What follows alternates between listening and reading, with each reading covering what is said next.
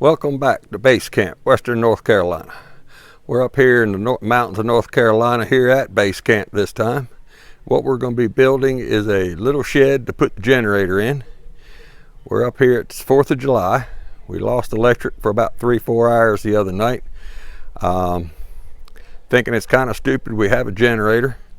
Don't really like to mess with all the power cords, everything laying on the ground, so I figured I'd build another shed for a permanent location for it until we get the big one up here. This is for a 4,000 or 5,000 watt generator. It's going to be sitting on these poles. We have a 4x4 base, 4x4s anyhow, with some 3-foot and 2-foot rebar drilled through the 4x4s into the ground on both sides. And this little shed right next to it we built. It happens to house the welder in it. The permanent location will be up on the hill, but we'll need to get permanent electric up there for it. So we built it here so we can use it. We inherited this power pole with the homestead. We're working with it. Of course, with this generator, we will have a huge disconnect switch, because sitting on the other side of this power pole will be a 30 kW generator running off of black fuel, which is reprocessed crankcase oil in the future.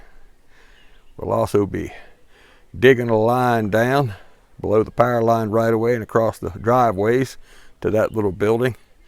And that will give my neighbor there about 100 amps electric service should he need it. And then all of this will then eventually one time be up on the hill, and we'll be servicing the off-grid build and the shed. Welcome back to Base Camp. As you see, I've added on to this other side of the shed. This is now one of them for a generator, one of them with a welder. You can see on this side we have a knockout panel right there for ventilation, and we have the welder located on the other side. I'll go over here and open the doors up and show you what it looks like. With the doors hanging open, as you can see, the generator in there, this little tiny one right now, has more than a ventilation hole in the back and the side, so it will be out of the rain and the snow, be able to run it without having to cover it up.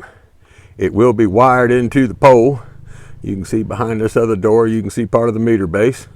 We have an electrician coming out, and he's going to put a major disconnect switch in, so that once all this is done and we're getting close to it, we'll be putting a 30 kW generator to the left of the pole, which will then utilize that disconnect switch.